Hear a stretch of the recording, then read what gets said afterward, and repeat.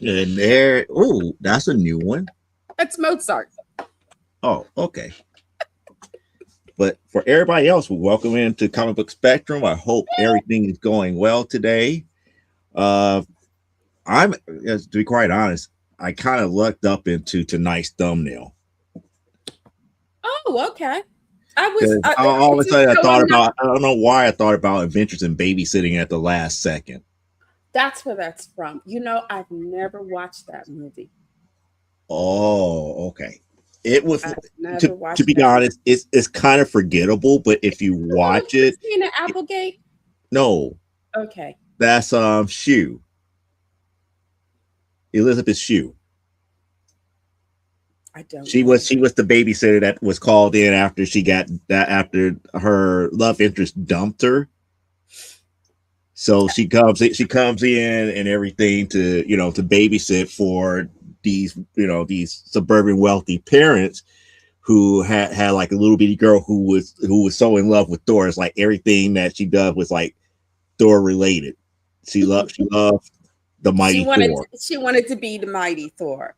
and Isn't there then like and some then the sort of? older brother had kind of like a crush on her, but the older brother was supposed to go out to like a sleepover to her friends, and he canceled on his friends. His friends come over, and then he's like, "Oh, so that's the real reason why you didn't want to come over, because he saw the babysitter." So instead of allowing him to kind of mac on the babysitter, just because again No way. she's older, she's older. He's trying to come off more mature and everything. It's like the best friend was trying to be like the, if I can say it, oh, we got TVMA trying to be the cock block on the babysitter and everything. And out of nowhere, she gets a call from like her best friend. Her best friend got stranded, She being has that to she go was get that the only best friend that friend, the only friend that she had that had a car. She was like, "Hey, can you come and pick me up? It's an emergency. I got stranded out here. Yada yada yada." and she's got You to know, it, take it the was it was kids. like really bad. But the thing about it is like, okay, fine. It's like she was like, I'm in the middle of babysitting this, that, or the other. So at first she was about to get ready to turn to the older brother. It's like, well, could you cover for me until I get back? I gotta go pick her up. I'll be right back. The little girl was like, you were paid to watch me. Either you're gonna watch me, or I'm gonna get you in a lot of trouble. See, So that's when you get up and go, what would Thor do in this situation? well that well pretty much the four of them gets into a car and it becomes a major to do here. I forgot the fifth person that eventually tags along with them. There's a fifth Okay. person that eventually tags along with them before they get to the front. Ah, okay. Because I think I remember commercials for it, and it was one of those, the most unlikely thing happens on what's supposed to be a routine babysitting turns into anything but I can't remember. The friend was in trouble. She was in trouble. Something shady was She going was on. in trouble when she got stranded. She was supposed to Okay. be on some type of date or something like that, and something went completely awry, and she got stranded. And so the guy just left her out there, but on the way to pick her up, something things happen, I and mean, a lot of things happened that went wrong, and eventually the car broke down. And I remember this scene very well. The car broke down to get to the auto mechanic, and guess what the auto mechanic looked like? who did the auto mechanic look like? Thor. So the little girl was like, "Oh, mighty Thor!" Click, click. It was like, "Could you please help us out by fixing our?" At least it didn't look exactly, it's like, okay, Chris But the Hemsworth thing about it was is that if I killed remember, this if I time, remember the so actors correctly, it was the same actor who played Private Pyle in his younger days. Private Pile. Gomer Pyle? No, not Gomer Pyle. Private Pyle from Full Metal Jacket. I never watched Full Metal Jacket. Have you watched the Daredevil series, the Marvel Daredevil series? No, Younger Kingpin.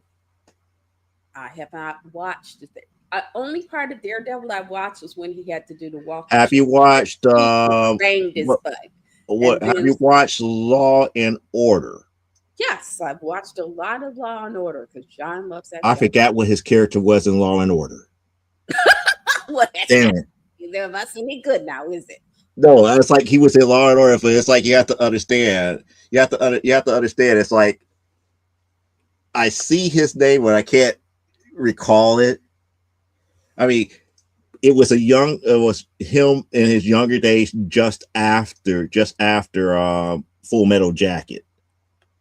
Okay. Dang, now It's you're going to make me look it up, and probably going to have to show a no, picture of it.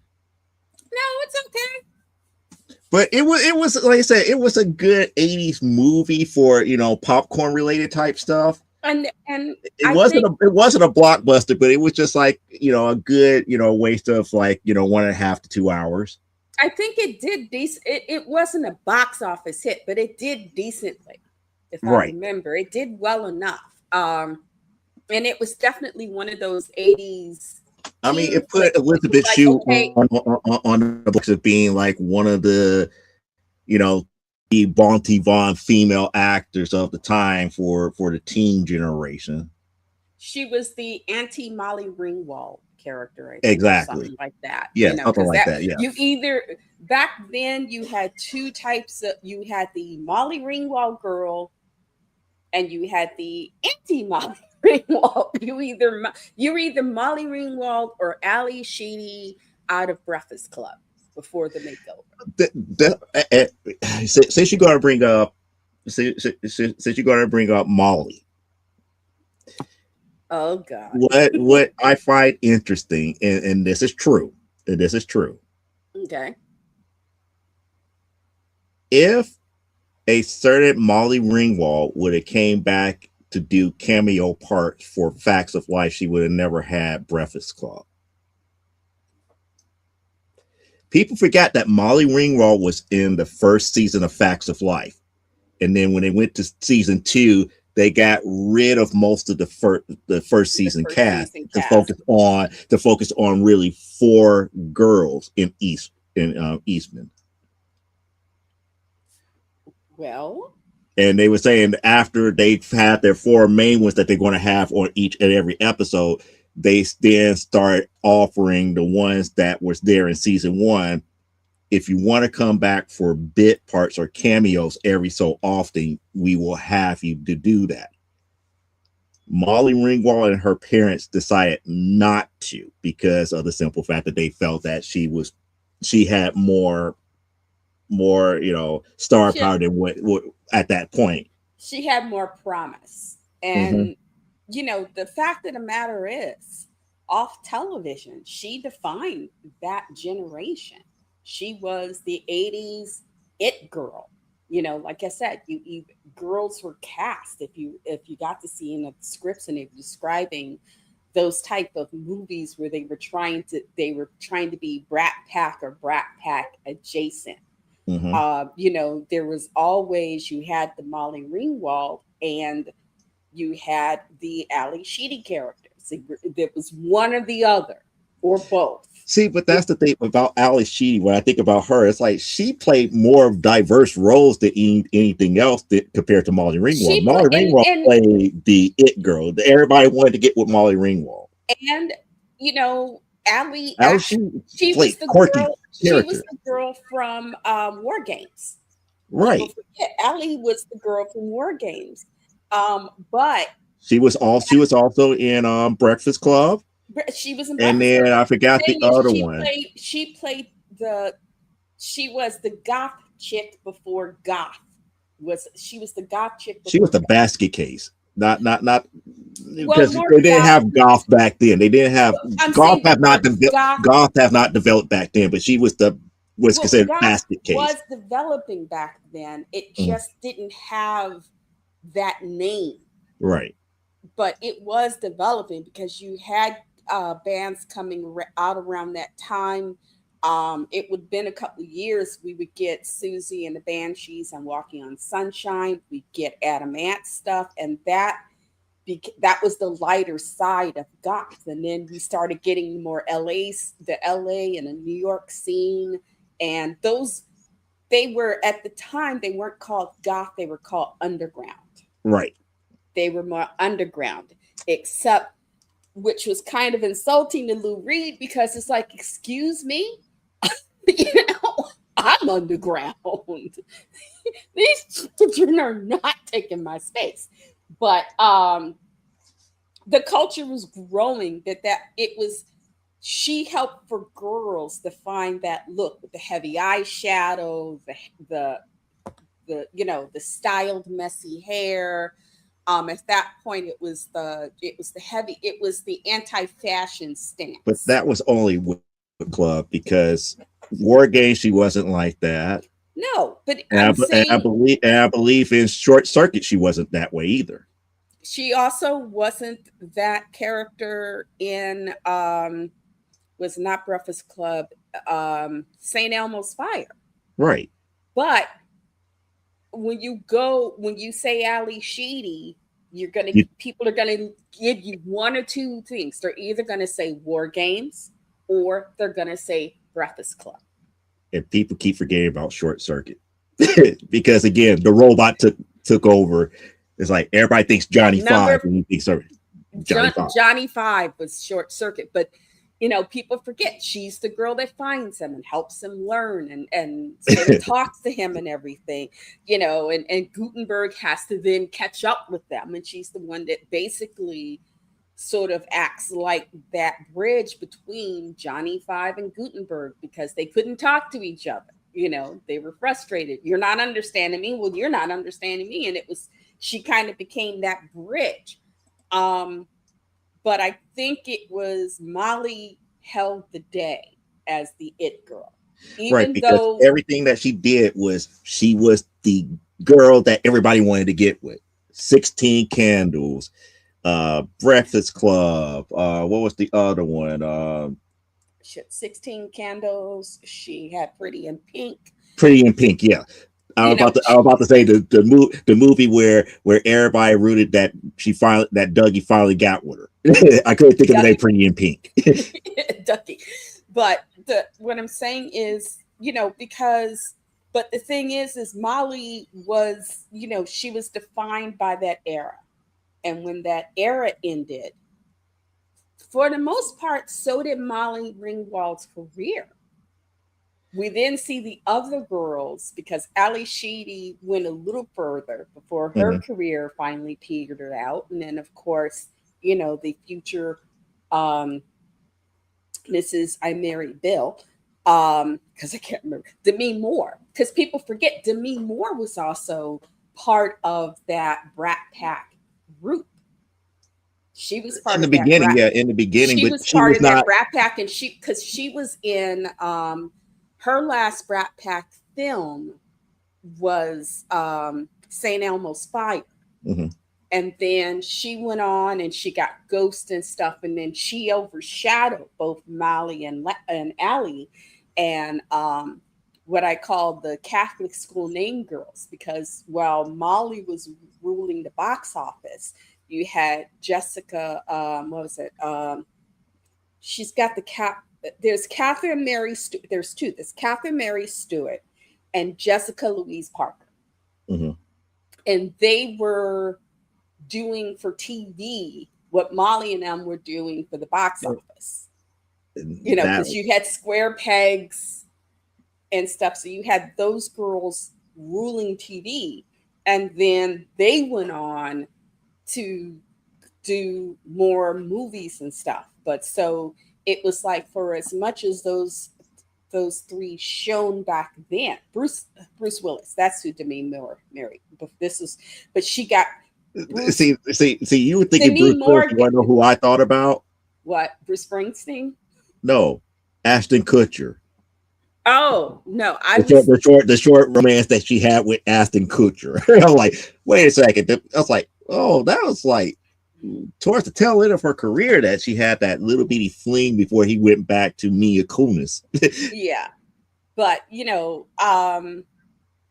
but it's interesting, especially for we see those we see those young stars who were blazing hot, and then as they got older, because people wanted them to be that person and lock them into that form.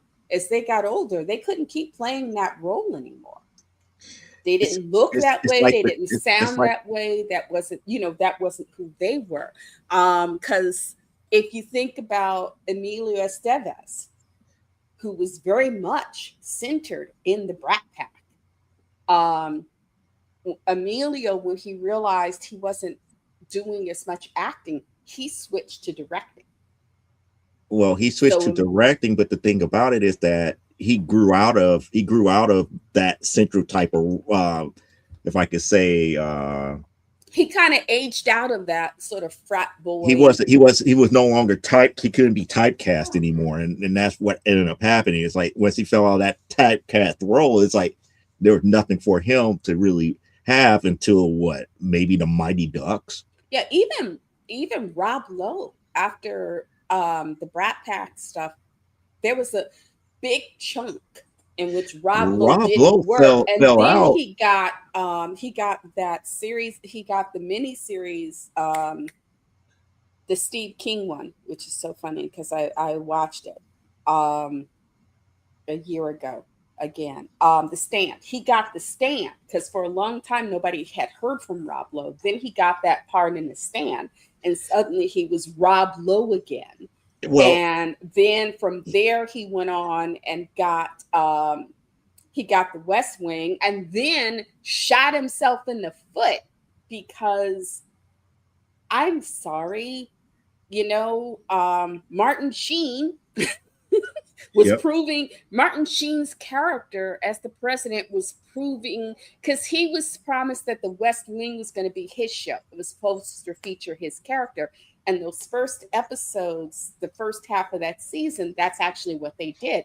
But Martin Sheen is not going to come down to your level.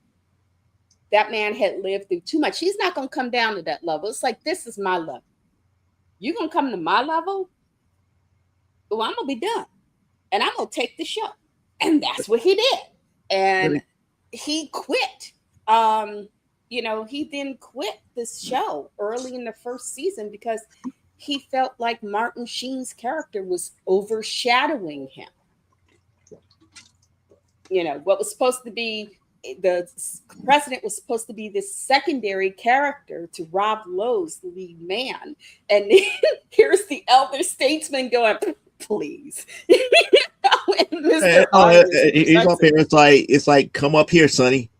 You really want it that bad? Come up here. You I'm need to. setting the bar up here, and because we're up here, because I'm up here, we're getting the notoriety. So if you want this show this bad, come up You here and need go to come up above it. here because I've gone through the sexy dude thing, and I've had to, and I've done, he's gone through all those things. So he's like, yeah, baby, I've been where you are. I didn't move beyond that. You because need I, to. because I was like, I just think about the trajectory of Rob Lowe. It's like he went from being the evil guy in Wayne's World, He was the evil frat. He was the he was evil the music evil producer. frat. He was the evil frat boy, or he was the guy who he played various shades of gray. He Right. was that hot guy who what may not be necessarily on the up and up. You know, um, and then what is it? And like I said, then it got to a point where he got a little too mature, and he couldn't play the young stud anymore, and they didn't know what to do with him. And it's like, go work on your acting, because the smart actors will be like, hey, Well, he I'm went to not stage, if I remember correctly. He went to stage a acting, lot and a lot of the smarter ones, if they realize that they're not getting, because in LA, if mhm. you're not getting the TV and the movie roles, there are, just like in New York, there are a crack ton of little theaters out there, and you'd be surprised at who you'll see walking the boards with some little theater company, because they're not, not because they necessarily need the money, because they're getting at least enough to on old stuff to cover basic bills, but they need to work. They need to sharpen perfect the the craft. They tips keep the and get craft better. going.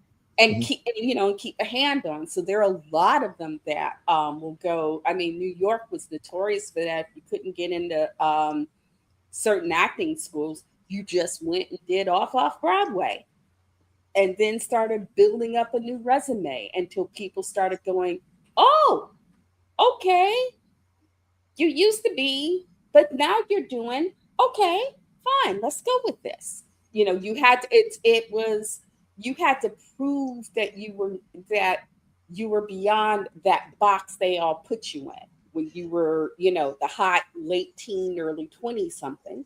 Now you're in your mid 30s, and it's like, well, you're not that guy anymore. And a And little it's too like we don't either. have roles for that type of guy anymore because you don't meet those requirements. But it's funny now that when you think about Rob Lowe, it's like if he's not doing that 911 Texas, that he went to game shows because he hosted a show by the name of Mental Ninja, Oh wow. and now he hosted another game show called The Floor. Oh, okay. See, I have not kept up with it. I have not, to tell you how I just didn't bother to watch or pay attention to what he was doing after the West Wing, because I was living in LA when that show first started, and they were reporting about, oh, Rob Lowe is leaving the West Wing. He's upset that, you know, um, his co-star, Mr. Martin Sheen's president character is proving so to be so positive with the audiences. They're really responding to him, and it's like, you know what? You could have done two things. You could have let the show progress, stayed with them, and continued to play a key role, or you could do what you did, which is you threw a hissy fit, and now you're doing like third tier game shows. Well, again, it's not even third tier. It would be more or less like second tier prime time game shows. So he's on prime time doing these shows here, and the first show was in. This it's I'm just okay. It's okay. like, It's worth the time. It's worth the time and effort, but it's not something that you would think Rob Lowe should be doing, hold on. especially after doing what 911 Austin or 911 Houston. I forgot what it's called. He's supposed to be kind of like the fire marshal. He was fire marshal, head ranger, or something. Like I said, No, no, head fire marshal. He's a firefighter. okay. He's Uh, he's either a fire captain or fire marshal. And he's going to like all these different disasters and helping his crew and stuff to get out of these situations and everything. It's supposed to be a spinoff of the original 911 show, which originally had I want to say it was Angela Bassett that was originally part of season one. uh, she was a doctor or something. No, she was a dispatcher. Okay. I There are a lot of NBC shows I did not watch. No, John this is a watched. Fox show. No, all this is Oh, Fox. well, This is Fox. that's why I didn't watch it, because it was on Fox, and I didn't watch that much Fox. And it's like Leia trust is me, here. if Fox is giving you a paycheck, Fox is giving you a pretty decent paycheck if you got a name for yourself. Okay, Leia's here, Yep, I saw. I saw. and we are so far off topic. No, Um, actually, we are still on topic because we're talking about adventures and babysitting. So we started talking about movies and movie stars and stuff like. So we're on topic. Because well, if we was off topic, we'd be like, yeah, we gotta, you know. talking about movie stars, I watched the finale of Good Omens. Courtney and I Mhm. watched it. We got our snacks and we made a whole thing of it yesterday. We had so much fun. Um, and show this.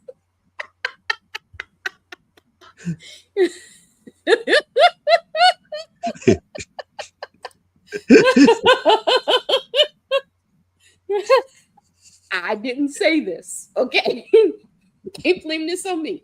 Anyway, I saw Good Omens, and this gaming was not a part of it. Mhm. And in the months leading up to the finale, they made Okay. They made sure because they had She ain't your right. thoughts and She ain't prayers. right for that. She ain't not right for that. They David Tennant himself was posting on Facebook, or whoever posts under David Tennant's name, and they were assuring people that gaming was not a part of the production and whatnot. They were distancing themselves. And I will say though, Courtney and I watched it. We loved it, and I'm not going to give any spoilers of the story, but they managed to pack in to a single movie because I thought it was going to be a season. It was a movie, and they called it Mhm. the finale. There are some people, Amazon is still saying season 3. The official people who are actually doing the series called it a finale, which it was. They tied everything up, connected what we see in this movie to seasons 1 and 2, tied it up, and they brought it together in a psychotic but neat way. And for those of us who love the show, we got that ending that we wanted, just not the way we were thinking it was going to be. That's all I'll say. And all of the incredible, psychotically brilliant shenanigans only the mind of Terry Pratchett could produce. Um, and we love it, Courtney? We loved it. For Courtney. I'm gonna have to give her a cookie. But it was good. It was worth the run to the store to get chips and dip and sparkling lemonade. They But they had sparkly lemonade with their pinkies out. no, no, no. We had sparkling lemonade and wine glasses, sweetie. This was a Terry. Still with the pinky out. No, no, no, no, no. This is very this. That's only for tea. When you're drinking bubbly stuff, you keep your pinkies in, unless you're poking somebody in the eye. Next time, do it in a crunk in a crunk cup. Crumpet. Okay, I'll remember. I don't know who If said. Is not there? that, if not that, and very fancy goblets. But it was a lot of fun. I really enjoyed it. It We would be cracking up one minute, going what the next, and oh man, it got you in all the feels, and it did not disappoint. It was a hell of a ride, and at the end, you're like, okay, I can get off now. I'm fine. Now, since we are moving back to movies, I do have to say this because we didn't get a chance to talk about it last week. I still have a bone to pick with a movie that I saw just recently. Which movie is that? If you remember last week's thumbnail, it was Spider-Man No Way Home. Okay. Um, It what was part a of it? good movie until the end. I have a very big bone to pick about the end. Where he asked, that's the one where he asks to have everybody's memory of who he is removed, right? It's after Aunt May has died, and he Oh no, goes he wanted everybody to forget to that forget he that was he was Spider Spider-Man. Man. Well, it wasn't just that they forgot he was Spider Man; they forgot him. The, They the and you spell that was eventually cast at the end was to forget him.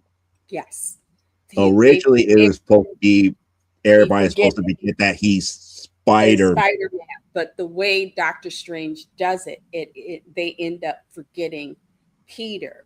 That ending kind of got me because the part where he goes into that apartment and he sits down and he's got the new apartment and everything, and there's the point where he sits down and realizes he is alone for the first time in his life. He is truly and utterly alone. He does not have his friends. Aunt May is gone. There is, yeah. That's not the Dr. part that really Strange got me remembers upset. him. Doctor Strange remembers him, but No, Doctor um, Strange does not remember him. he didn't. I thought he remembered him. No, Oh, okay. I thought that's the it reason why I affected say I have a everybody problem with but the him. ending, because he had an opportunity to reintroduce himself to MJ, knowing good and well that he accomplished his mission. He got both him and Ned into MIT. He couldn't go because why? The whole world forgot about who he was. Therefore, Well, if it nobody wasn't knows just that they Peter forgot Parker he was is, Spider-Man. It was as if Peter Parker quit existing in some to a degree. no, And he's and I he exists, but he doesn't exist. you know what I mean. In an official sense, paperwork, people know he no longer exists, you Mm-hmm. know. Um and on the one hand, I kind of understand why Strange did it, but on the other hand, it doesn't make it suck any less, especially It not was with a cop Peter. out ending.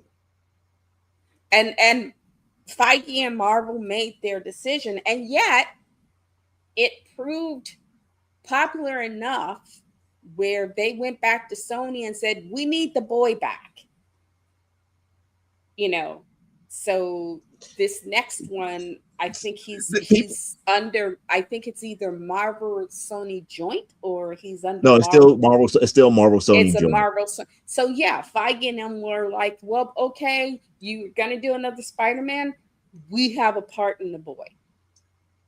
And I will say, Tom Holland's Spider-Man. I have two favorite Spider-Men on screen, and Tobey Maguire and Tom Holland. And I like Tom Holland in the fact that he felt like a kid. Is Tobey Maguire was young, but he didn't. It kind of felt like an adult playing a kid. Tom Holland's energy felt like a kid to me, especially if you see that first. If you see him in Civil War, you know, he's very much a kid out of his depth. That And the again, whole you point got where Ditko Falcon Spider Man. is That's the way I point out to it. He was Ditko Spider Man. Spider Man. he was, and I loved him in that, and but the point where Falcon is like, usually there's not this much conversation, during a fight. And he's like, oops, sorry, my bad. And he's like, he's looking at Captain Man. He's actually critiquing Captain America on the physics of his shield. It's like, okay, dude, less concerned about the physics of the shield, more consideration of the fact that if that shield connects with you, you're going through a wall. But I liked that. It was, here is this kid who gets pulled into the situation that is seriously above him, and but he's doing the best he can, but he's still very much kid. Hey, I saw this old movie where there were these walkers in the snow, and you realize, oh, he's describing the AT-AT attack on Hoth, and when, and the Empire Strikes Back. But he had that energy that I would have expected from a very young Peter Piper in his first major battle, backing up the guys he thinks is right. And I enjoyed that. It was like, okay, that was a brave choice. He's not sophisticated. Yes, he's scientifically capable, but he's still a kid. And you see that. And it makes him a very human. For me, it was, and I guess, yeah, he touched my inner mom and my outer mom. They were both That's like, perfectly fine. But "Oh, the I want to pick ending, him up and burp him and give him a cookie or something." is so flawed to that movie. It's just like I still cringe. I still cringe. They can't. You know what? I have told people, because I get people going, and it's like, you know what? They can't all be winners. And They can't all be there are winners, but stuff, and there it are did just times before it when did it you just before it making gets movies mythos. by committee. This is you're going to get those amazing parts, but you're also going to get those parts that fall flat because you're making movies by committee. That And that is true. when you're you've got Sony, and yes, I will give Sony the credit that thanks to Sony, they help keep Marvel's IP in the public eye because they were, whatever you might think of them, they were making those X-Men movies. They were making those Spider-Man movies. They were keeping them done. Though that being said, we also have to go back to Wesley Snipes because if he hadn't proved that hello, a movie with a black male lead of a playing a what is considered by many a second tier Marvel superhero. Don't get a third person going here because she could probably call him D tier. Whatever. So every person that's in the chat would probably call him D tier. But what I'm saying is, whatever you might think of the movies, he proved that those It worked. movies would work. If you put the right people together, if you got the right team in front and behind the camera, you could, you could make these work when everybody was saying, because this was after the one with Johan Griffith and what's his name playing Johnny Storm the first couple of times. Mm-hmm. And yet he was like, well, I'll get this IP because nobody wants to do this movie. I want to do this movie. And whatever you might took it to say, New Line Cinema, and New Line Cinema made it happen. Blade series was more successful than Spawn. And I saw both films. I will still watch Blade. There are times when it's like, you know what? I'm going to sit and watch Blade because I want to see a black man beat the crap out of vampires. Because I get that way sometimes. Except for the third one. I can't stomach the third one. The third one is a headache. I'm not saying that it isn't, but what I'm saying is when nobody else wanted to take a chance on Marvel, he was there laying the foundation. And on that foundation, they have built a lot. And that's why I have appreciation for the last Deadpool movie. Because he was in it. Because Wesley Snipes was in it, and it was like, okay, you know what? And there are things about Ryan Reynolds that gets on my nerves. But it was like, you know what? You're smart enough to know to give this man his props, and you're smart enough to know when to make everybody think they're gonna see Steve Rogers. And they get Johnny Storm. Right. It was like, you have paid it. It's like you have paid enough attention to figure out how to, when people let you work, you know how to work. And you know how to do it. So you do it in a way where people are like, no, that's no, it ain't Captain America. Who's Captain America?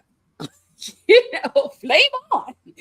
And you could see all those actors were having fun. That is something about if you do a movie, if you do one of those movies, it's going to be fun. It's not a hard slog. You can tell they're all having fun. I wonder I have never seen Hugh Jackman have so much fun as Wolverine. Oh my goodness. He had too much fun as Wolverine. Not since the first movie. I don't think he's had that much fun with that character since the first movie. And to just see him like I could just see it every other take. The outtakes for those, Reynolds, if he ever decides to do it, could just take the outtakes from that film and make a whole nother film and have a box office hit. Because people would go to the theater and buy a $15 tub of popcorn. I would just to watch that. So I will say, yeah, he sucked his Green Lantern. And I will say a lot of that was the script. I was going to say a lot of the suckiness of Green Lantern came with the script. Also, how who Ryan Reynolds is and the characters he likes to play, and Hal Jordan, they weren't on. They should have let Nathan Fillion have that character. That should have been Nathan Fillion's, and instead they had Nathan Fillion play a Green Lantern that everybody hated, and But it's he like, knocked it out of the park, though. He knocked out Guy Gardner. But then again, I have to ask myself, what if Ryan Reynolds did play Guy Gardner? I think That would if have been like I people's think the mind would have been switch. blown. I think if it had been switched where Nathan Fillion had played Hal, we would have seen a couple of Green Lantern films, because I had seen Fillion. He voiced Green Lantern in the animated DC films. Hmm. So, and everybody, I remember I was part of that fan push. Hey, Fillion should be Gardner. I mean, Hal Jordan. Let Fillion play Hal Jordan. A lot of us, we were writing and texting and stuff, and we were all up on X. We were really pushing for it. Um, and I don't know if they picked Reynolds just to thumb their noses at the fandom.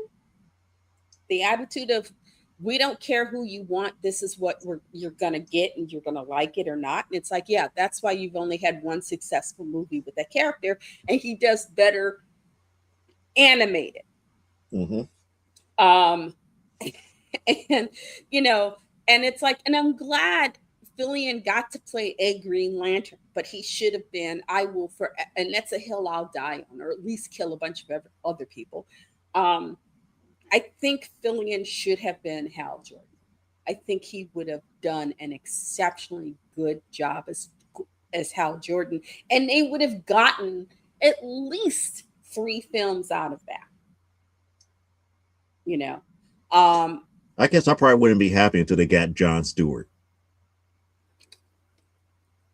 and As I much did. as I like how, it's like, as far as my hierarchy of Green Lanterns, if I have to rank them from top to bottom, to me the best Green Lantern of all time was John Stewart, followed by Hal, followed by Kyle Rayner. And the Okay, only reason Kyle Rayner is third is because he had no training. He all of his knowledge as a lantern was on the job. He had no one to teach him. okay. The way they do, John Stewart in the animated, because I was not familiar with John Stewart in the book, but I've seen a lot of the DC animated, and I like the one that introduces Stewart. He doesn't have it. He gets it on the job. He gets the ring.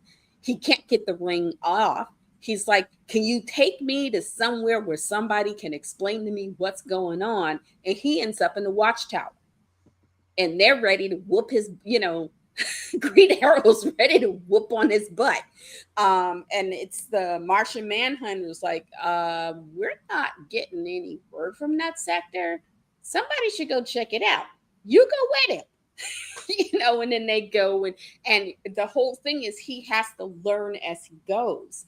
Well, And that was for the animated. okay, like I said, I don't know his story in the book. I knew him, I've only known him from the animated, that and then the series Hmm.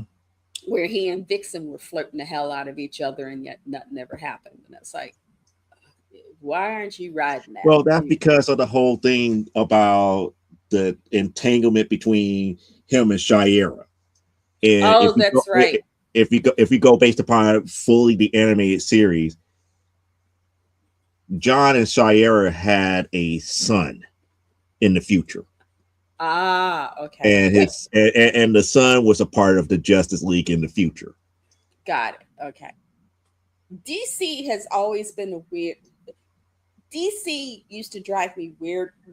They would give me headaches with their timelines because um, I loved the Justice League, but I also loved the Legion of Superheroes with Superboy. And when I could, I would grab a Legion if they had, especially if they had Superboy in that issue. Mhm. And it's like, yeah, okay, but when does Superboy get to do this? Because at the same time, he's in high school and college. See You know, see, so I kind of follow Legion of Superheroes more so than Superboy. And the thing about when Superboy was with him, I really didn't care too much for him for Legion of Superheroes. But when Superboy was out, I liked it. And then when Supergirl joined them, it got anxiety. interesting. It got interesting for a minute because it brought a whole different dynamic than having Superboy there. I like this. I started reading. I actually read quite a bit when I could get hold of copies because just Legion of Superheroes wasn't an easy book to get mainstream. And at the time, I was, especially considering I was serving overseas and whatnot. And okay, Leia, Legion sucks. Is if you, I'm not gonna die on your hill. So if you want to feel they suck, then you can feel they suck. Um, but I couldn't find, it was a hard book to find. What did you do, Joe? Because she is really not happy with you right now. What did you do? What did you fail to do? Did you not send her a Mother's Day card? No, I told her Happy Mother's Day and everybody And over there Happy Mother's Day. and But and it's just one of those things. She just like to pick on me. She likes okay, to pick on me, trying to get Leia, me upset. I'm gonna send you a belated Happy Mother's Day. I am sorry. For something in the morning, there was a shootout across the street from my apartment, and we took damage. We got our they took out one of our windows. So my Mother's Day was not, and then worse off than that, my sister gave me money to order because she was like, "Are you cooking for Mother's Day?" It's like, "Yeah, the kids want this," and she's like, "No, that's Mother's Day. You should be." And it's like, "I ain't got no money. I'm not worried about it." She's like, "Order something." So we love Five Guys burgers. They make burger bacon cheeseburgers. It was not Joe's fault. It was not Joe's fault. But I ordered a bunch of food. I got a Sprite for my youngest, and Courtney and I each got milkshakes. Sure, hers was Oreo, mine was strawberry banana. This guy brings everything but the milkshakes. And I call Five Guys. They insist that they sent the milkshakes. DoorDash and the guy tells DoorDash that he didn't have any milkshakes. It's like, what? Did the milkshakes disappear between somewhere over the counter and into your car? You know? But yeah, so my Mother's Day was spent like yelling between DoorDash and Five Guys because I really wanted that milkshake. I love we all love the bacon cheeseburgers. We're nuts for bacon cheeseburgers, and they do good ones. And it was, but that ruined that, and the shootout kind of screwed my Mother's Day.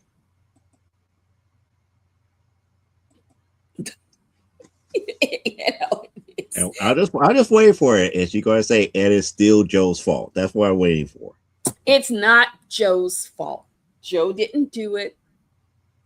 I didn't even, until right before the show, I didn't even tell him what happened. I didn't tell any of the guys what happened because I was still trying to process it. Courtney and I were going to watch something together on TV. I was like, you know what? I just want to go in my room and be alone. It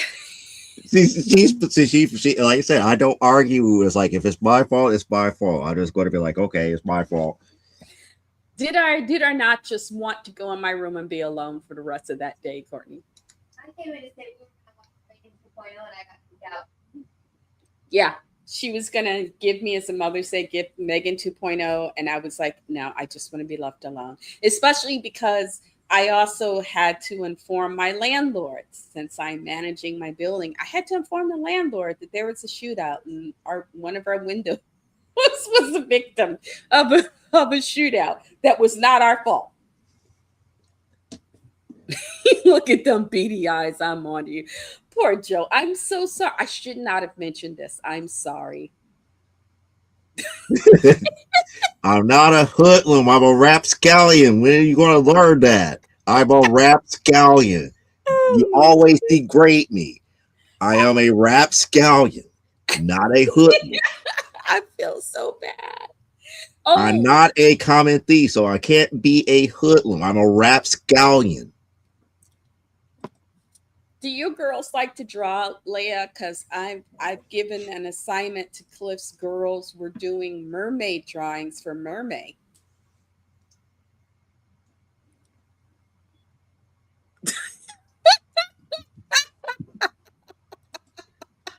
Oh, hold on.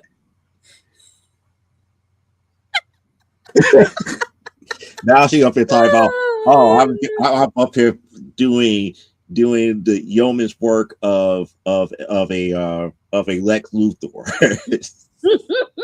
You playing the slumlord? You don't even own this building. He doesn't own my building. He She's doesn't up own. here thinking I'm trying to recreate the super.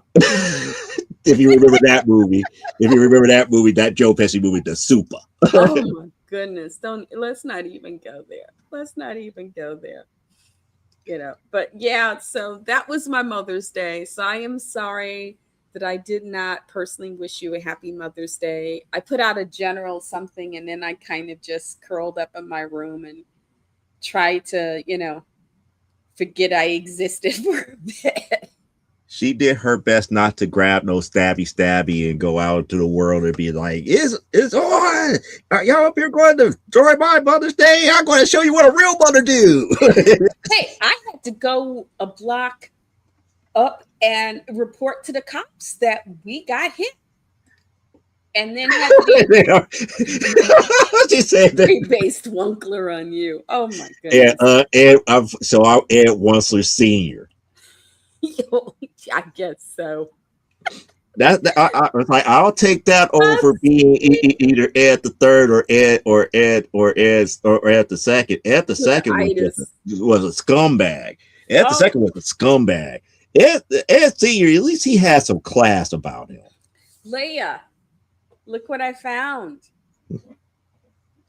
It's a graphic novel of The Hobbit. The girls might like this. It'd be good to read with them on. Peeky out. Okay. Oh, I got it on Amazon. It's like $25.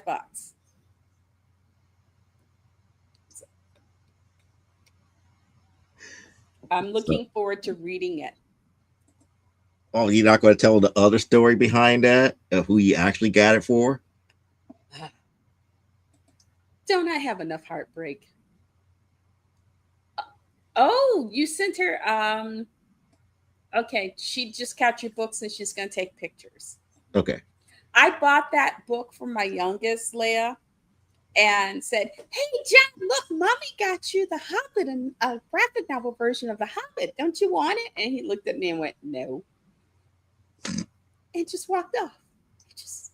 I'm like, "But it's the no." Like, that look that says you know, oh, you got books for Joe. Oh, cool. Yeah, I still got books to send to her for Beanie. I got 4 books for Beanie. And still working on the creme de la creme for Beanie for right now. I just haven't been able to track one down at a decent price. What? It's a book of something? Oh yes, it's not a book, but it's a comic book. Ah, okay. It's a number one of a particular book. Ooh, that girl's got great taste. Well, Beanie has got great taste in books. And I found a series that Beanie might like because it's 8 and above. So in a couple of years, it'd be good for her. Called The Last Kids on Earth. Lils and Beanies might like it. It's got zombies.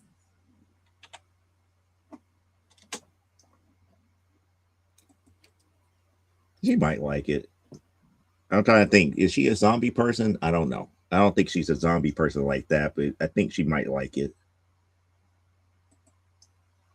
I'm gonna review it. So when I get a copy, I will review it so you can decide if you like it, if you think it's something the girls might like. I do have a couple of books to review later on here because we're going to finish up that series here. Well, it's I almost must say eight this. o'clock, so you can do your reviews. Oh, you up there like we're going to get out of here on time here. I am tired. I've been running. It's been exhausting between dealing with the cops and a few other things. And No, I did not know that they released a new DuckTales figure. ooh, Yeah, Launchpad, the Beagle Boy. Oh, I the think she boy, means the Uncle Beagle Boys. The Beagle. I uh, think she's talking about the Beagle Boys, Uncle Uncle Screws, and Scrooge Gizmo and Duck. Gizmo Duck. Yeah, Oh, okay. I'm still kind of upset over one thing, and I like the newer lore behind Darkwing Duck when they re-released DuckTales back in, I want to say 2010, not 2010, 2020 or 2021. Is that the one that had David Tennant in it I think so. playing Scrooge? Mm-hmm. Okay. Mm-hmm. And that version of Darkwing Duck, it explains a lot of stuff better than what the original 90s did. I did like the 90s dark we liked the 90s Darkwing. We liked the 90s DuckTales. 90s DuckTales was fun. We liked the 90s DuckTales, especially when they aged them up to middle schoolers. That was fun. Charles and I, for a long time, went around whenever something didn't quite work the way we wanted, we would just go hiking munches. Right. And both knew what the other was talking about. It'd be like, "How was your day at school?" Hiking munches. Ooh, Oh, the sorry. quack, the quack pack. Okay. She was just telling us about the toys here. But the thing about the 90s Darkwing Duck is that they they made Darkwing kind of like a parallel universe to DuckTales. They weren't one to one. They didn't Yeah, fit they into weren't the Saint same Canard. Saint universe. Canard was not a city in the DuckTale It universe. wasn't Duckburg. No. Duckburg and Saint Canard did not exist in the same universe, Okay. even though they both had Launchpad. It is technically the same Launchpad that's in both shows. Okay. But Saint Canard never existed in the original DuckTales universe. Got it. And Okay. they never truly resolved why that was. So the shows, existed separately all this time until this recent incarnation of DuckTales. Okay. So Lynn. now in this recent incarnation of DuckTales, they explain the legend of Darkwing Duck, and Saint Canard is a suburb of Duckburg. Okay, let me So pull it it's back it's up there. really, yeah, She said Mario DuckTales David Tennant version. Yeah, put put Kate Kate Suzette in the Suzette in the yep. Mm-hmm. universe. Okay. They went back and they revisited a lot of stuff. They brought in a lot of the old Carl Barks stuff from the original Uncle Scrooge into this version of DuckTales too. Yeah, I think Because they we got had the Della. Della was in this version of DuckTales. oh, okay. Yeah, Donald's sister is in this version of DuckTales. We didn't see a lot of her. I've actually I decided this summer because there's a lot of if you have the Disney Channel, there's a lot of cartoons and stuff that Disney did that you would only get to see on either the Mickey Mouse show or Wide World Disney. Mm-hmm. And they actually had, it's interesting, they did a collection of musical shorts that are it's kind of, this is the stuff we didn't get to do in Fantasia feel Mm-hmm. to it that I actually enjoyed. I actually enjoyed. And they have a bunch of 50s stuff, the snow stuff that's a lot of fun. The Pecos Bill um, things were fun. Yeah, And Glum that's taking happened in the new DuckTales, by the way. Glumtail. Ah, okay. I haven't seen And those. yeah, you have to watch it because the biggest thing that happened in Duckburg that would forever haunt Scrooge from this point forward is how Glumgold saved the world. Flintheart Okay. Glumgold actually saved the world Wow. by being himself. Okay. It is one of the most hilarious outcomes for a season ending point of DuckTales. Hmm. It didn't end the story, but it's just like how that one season ended with the whole thing with the moon attack and the people in the moon about to get ready to take over, and then Glumgo does something stupid that ends up saving the whole entire world. It's just like brilliant. That's gotta suck when the guy you look down on does something stupid and it ends up being the thing that saves everybody. You know, that's gotta suck. Especially if you think you're the smartest person in the room. But he let him have it. He let him have his day, and that's one thing I like about the David Tennant Scrooge. He let Glumgo have his day. Oh, okay. He did allow him to have his day, but it was just like one of the most messed up happenstance out of all things. Because it's like, oh my goodness, Scrooge is about to get ready to lose this, that, and the other. It's like, haha, I'm about to prove Scrooge wrong. It's like, I'm the real hero of the day. And he does something stupid and it worked. My understanding was Tennant had a lot of fun doing that series. He Mm-hmm. he really had a good time doing that series, especially because he's a dad.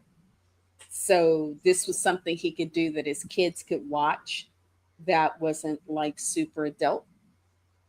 His kids at that time could watch it and not feel embarrassed. Yeah, she's kind of spoiling it right here. I didn't want to get into depth about how it actually happens. She said, the attacking force was adept to stop Scrooge.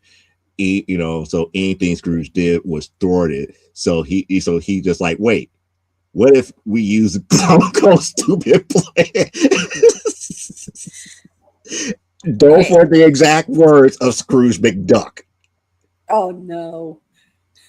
Now I've got to get on to Disney and pull it up and sit and watch it. Those were his exact words. I was like, but what if we use Glumgo's stupid plan? It's like, well, it's worth a shot, and it worked. Well, that's good. And then Glumgo was like, see, Scrooge, I'm smart. You're not. I'm the one that saved the earth. You did it. Oh, that's got to be a headache. It was a classic moment of DuckTales. Classic. If you like the rivalry between Glumgold and Scrooge, they put that on 10 for this recent version of DuckTales. It was on 10.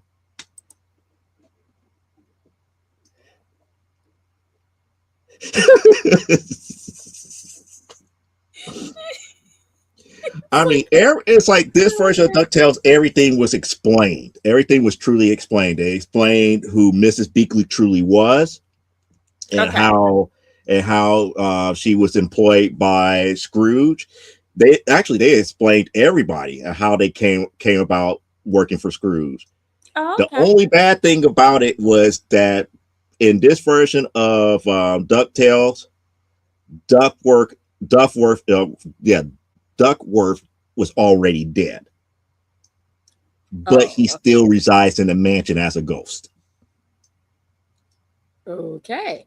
I'm gonna hunt it. And trust me, you do not want Duckworth finding out that you're there against Scrooge. Ooh, you're As gonna a get it. ghost haunting his mansion, haunting the mansion. He will mess you up Well, he's protector of the house. of that house. But there's certain people that you just don't mess with. You don't mess with him. You don't mess with Mrs. Beakley. And you don't mess with Scrooge. Scrooge, on the other hand, I don't know. It depends on who you are because Gluggo just a glutton for punishment. Ma Beagle, you know, she is who she is. Anybody else, that's your ass. Yes, Duckworth was the best butler ever. And when he passed, he could have gone to heaven, but he decided, no, I'm staying here. This is where my place is.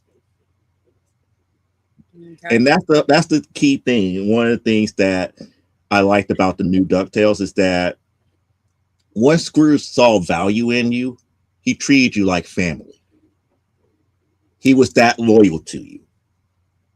He was really that loyal to you and everything. And that was the key thing. It's like everybody from like Duckworth, Mrs. Beakley, dude, what was the inventor's name?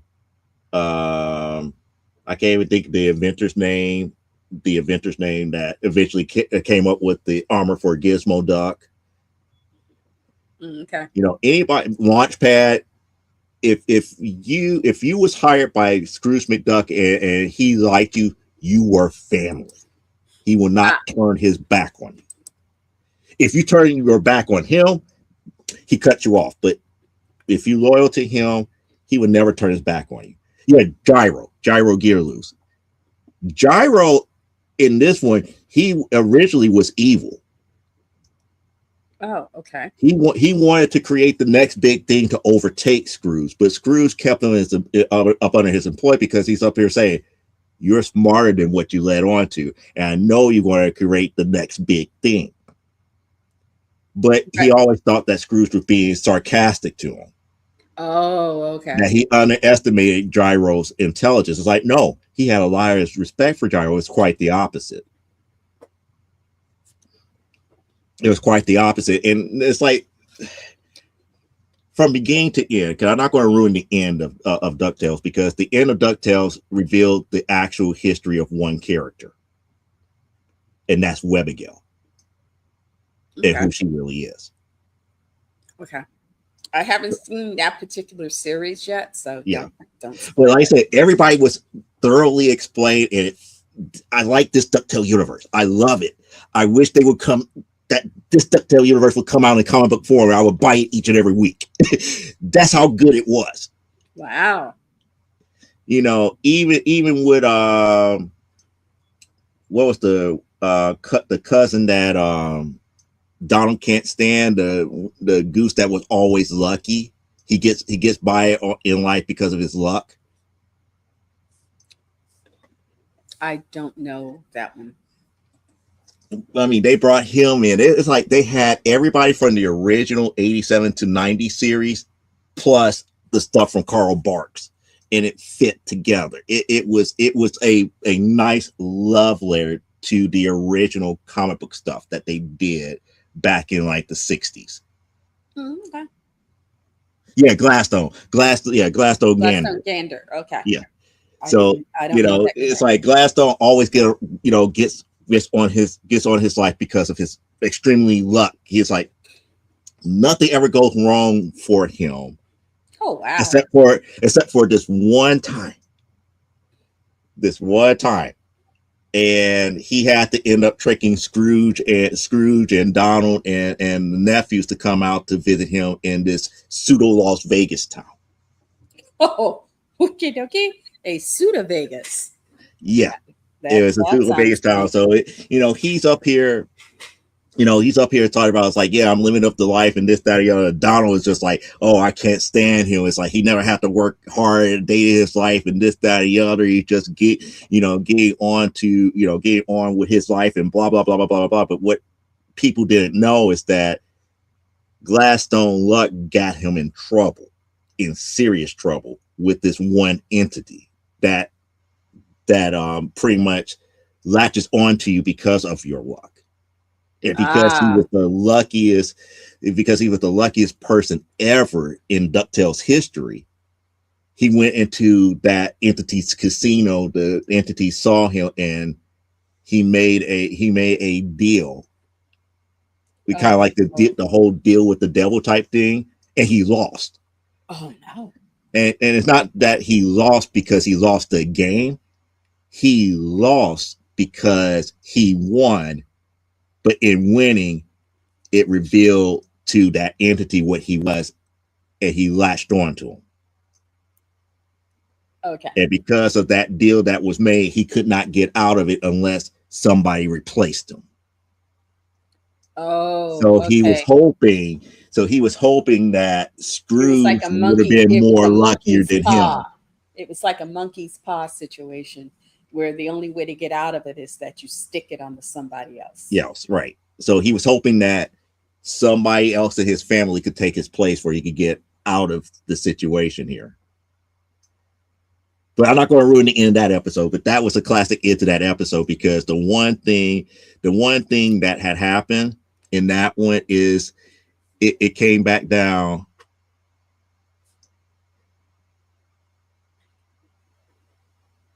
Yes, yeah, like Scrooge's. Well, but again, I believe Scrooge's first dime had a curse behind it too because of the person that gave it to him.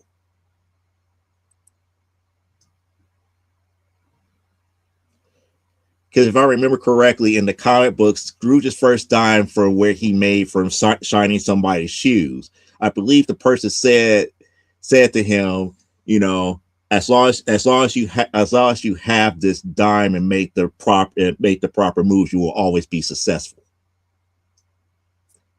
I believe that was the words that was said to Scrooge when he was paid that first dime. And ever since then, as long as he didn't use that dime in any untoward way, he was, everything that he did afterwards was always successful. That dime became the cornerstone of his fortune. Hmm. That first dime, and, Uh, and, and it fermented his mantra: being tougher than the toughies and smarter than the smarties. okay. But anyway, we got it, guys, too far. But yes, if you What get a books are chance you to doing? jump on Disney Plus, look at the newer version of DuckTales, not the 80s series. The one I want to say is like 2010, not 2010, 2020, 2021, 2022, somewhere around there. Yeah. Okay. Well, no, I want to say 2019, maybe 2019, 2018. Also, check out their classic animation. There are some gems. A lot of it is stuff that has not seen the light of day for decades, Hmm.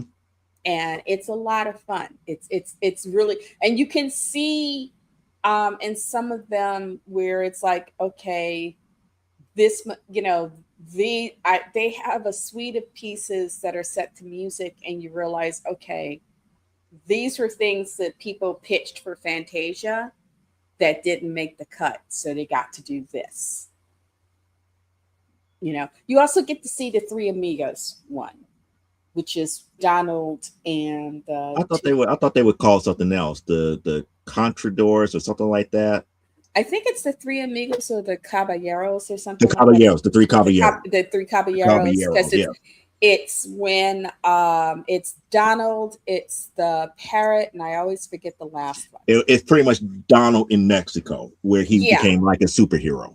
He was like a yeah, but it superhero to the was people. America was making more inroads into making relations with diplom- good diplomatic Mhm. allyship with Mexico. And this is a way to say, hey, we're working with them. They're good guys. And Uh, didn't they recently made a movie for the three Caballeros too? There was like a recent movie. I would say somewhere about like 2015, somewhere around there. The three there Caballeros might be. was I'll have to check re-released. and see. If I find it, I will let you know. But like I said, they have that one. They also have a couple of other. They did not just that one. They did a couple of pieces. Yeah, Yeah. Okay. And saludos amigos. yeah. Um, but they did a couple of different pieces that were based on Spanish language and music and stuff that are really good. So yeah, if you're interested in classic Disney animation, go check that stuff out. You won't be disappointed. You I know, still I still feel that they won't release a lot of the about the World War II stuff, like the World War II Donald Duck cartoons and everything. If I remember, I've only seen um the Heil and Hitler's face. I don't think I've seen that one. When the Führer says, "We is the master race," we go Mhm. Heil, Heil. That one I have not seen in over 20 years. I Yeah, don't that's think the one. That's the I one was, I was thinking about. The one in 2015, the last three yeah, Caballeros. but I have not seen that one that they did. And the only reason I knew about it is because Dr. Demento played the music. Mhm. It would sometimes pop up on Dr. Demento, and then I forgot. I think PBS or somebody showed it. It's like, oh, this hasn't been seen in forever. We're gonna show it tonight, and I got to see the actual cartoon for it. Um, yeah, the only other World War II stuff I got to see was, they would have the Fleischer and the Warner Brothers cartoons would have the turn off that light joke, Well, I remember that, which was and Fleischer actually did cartoons for the military. yeah, and What was it called? Private Snafu but cartoons.